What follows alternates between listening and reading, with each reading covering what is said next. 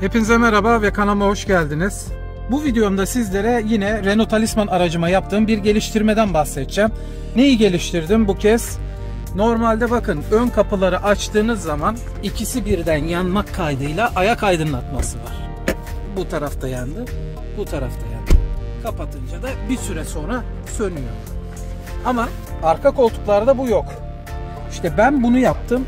Buraya bu özelliği kazandırdım. Yalnız bunun gibi gecikmeli olarak sönmüyor. Aslında bir kapıyı açtığınızda 4 yerde birden yanmasını da sağlayabilirdim.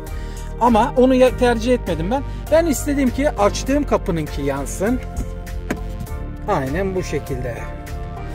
Burada da yine reflektörü, normalde sadece kedi gözü şeklinde olan reflektörün içerisine tesisat çekip aydınlatma da yapmıştım. Onun videosunu da kanalımda izleyebilirsiniz. Bunu açtığımda bakın bu şekilde ayak aydınlatması yanıyor. Kapadığımda direkt sönüyor. Açınca yanıyor. Bu şekilde. Peki bu taraf yanıyor mu? Orayı açtığım zaman bakalım. Gördüğünüz gibi bu taraf yanmıyor. Çünkü bu taraf için ben ayrı hat çektim. Burada da gördüğünüz gibi. Yani bu tarafınki ayrı yanıyor. Bu taraf yanarken de bu tarafınki yanmıyor. İkisinin birden yanmasını istiyorsanız iki kapıyı da açmanız gerekiyor.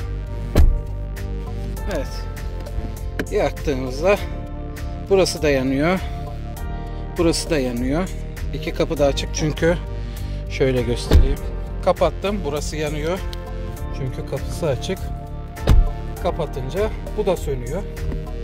Bunu LED devresini kendim dizayn ettim.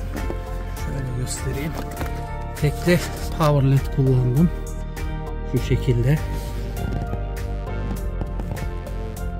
Yeterince aydınlatma sağlıyor.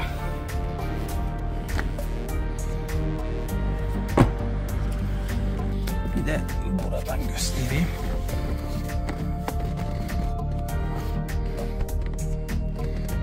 Bu şekilde.